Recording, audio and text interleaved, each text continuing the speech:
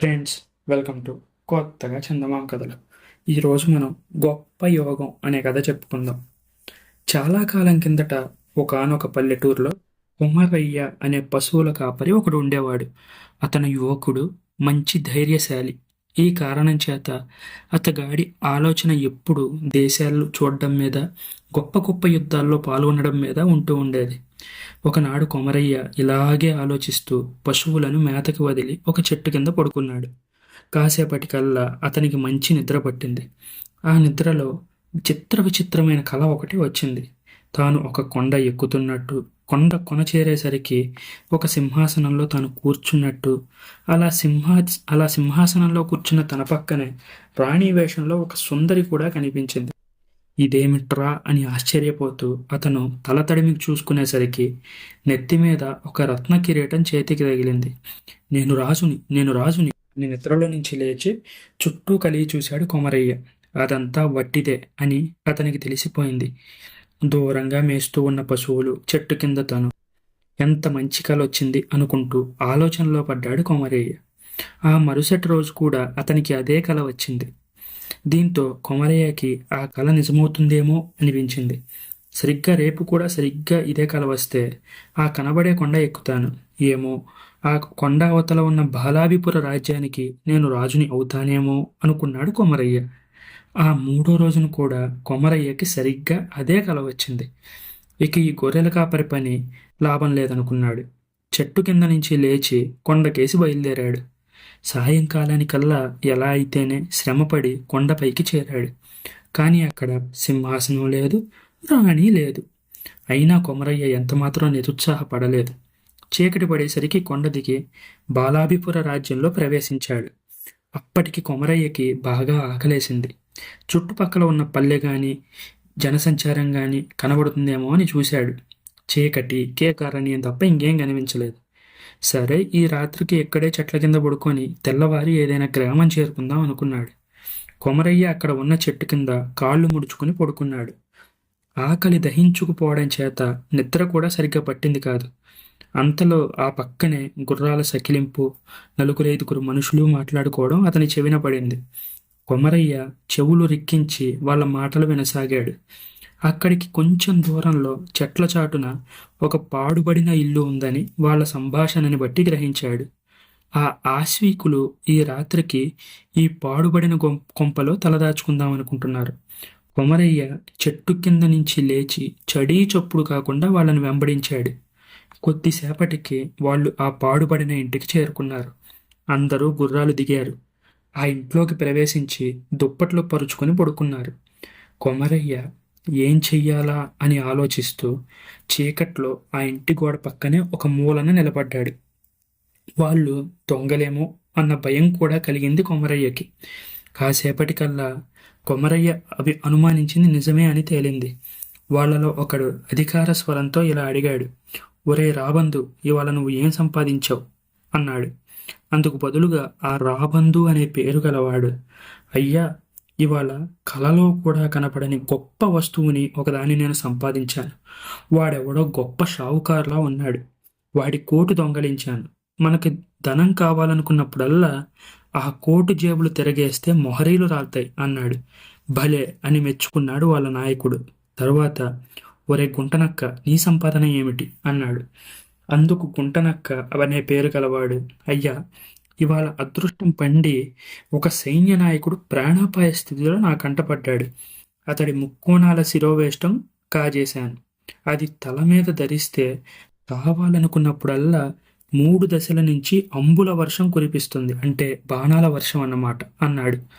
భలే, నువ్వోయ్ నిజమైన గుంటనక్కవే, సరే నువ్వోయ్ బల్లూకం, నీ సంపాదన ఏంటి అన్నాడు దొంగల నాయకుడు. అయ్యా, నేను కత్తి సంపాదించాను. మనకి కావాలనుకున్నప్పుడు దాన్ని భూమి మీద పొడిస్తే తడవకు 1000 మంది సైనికులు పుట్టుకొస్తారు అన్నాడు బల్లూకం. చాలా బాగుంది. వాటిని ఆ గోడకి జాగ్రత్తగా తగిలించి ఇక నిద్రపోండి. తెల్లవారు లేచాక మనకంటూ చాలా పనులున్నాయి అన్నాడు దొంగల నాయకుడు. కొమరయ్య వాళ్ళ సంభాషణ విన్నాడు. దొంగలు నిద్రపోగానే నెమ్మదిగా వెళ్ళి గోడకి తగిలించి ఉన్న కోటు, కత్తి, శిరోవేష్టం 3 తీసుకొని అక్కడి నుంచి చడీ చప్పుడు చేయకుండా పారిపోయాడు.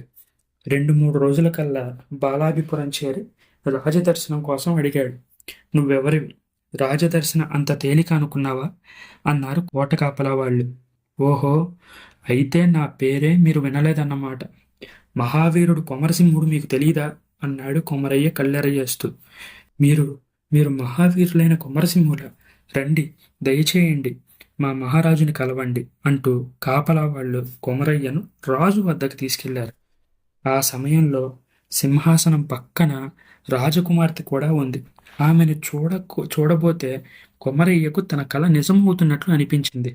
ఎందుకంటే కిరీటం తప్పితే ఆమె అచ్చంగా తను కలలో చూసిన రాణిలాగానే ఉంది. రాజు కొమరయ్యను చూసి, "నీకేం పని?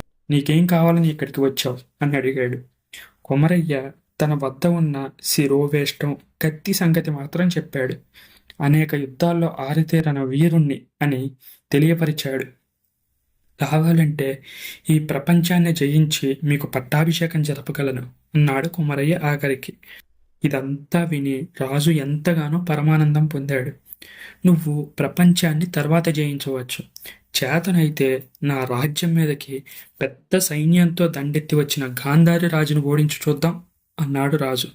"అయ్యో, అదెంత పని! కానీ నా కోరిక అంటూ ఒకటి ఉంది. నేను గాంధార రాజును జయించిన తర్వాత మీ కుమార్తెను నాకిచ్చి వివాహం చేస్తారా?" అని అడిగాడు కొమరయ్య అదురు బెదురు లేకుండా. అందుకు రాజు నవ్వి, "వీడు గెలిచినప్పుడు కదా" అని మనసులో అనుకొని "సరే" అన్నాడు. ఆయనకు గాంధార రాజు వల్ల తన రాజరికానికే పెద్ద ముప్పు వచ్చేట్టు కనపడింది.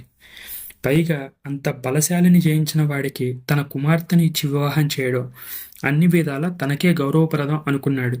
ఇవి రెండూ కాకుండా ముందు కొమరసింహుడు గాంధారరాజును ఓడిస్తాడన్న నమ్మకం ఆయనకు లేదు. ఒకవేళ ఓడిస్తే ఇతను గొప్ప వీరుడు అనే అంచనాకి రావచ్చు అనుకున్నాడు. ఇక కొమరయ్య కొద్ది మంది సైనికులను మాత్రం తీసుకెళ్లి గాంధార రాజును ఎదిరించాడు. ఘోర యుద్ధం జరిగింది. 2 పక్షాలలోనూ చాలామంది సైనికులు మరణించారు.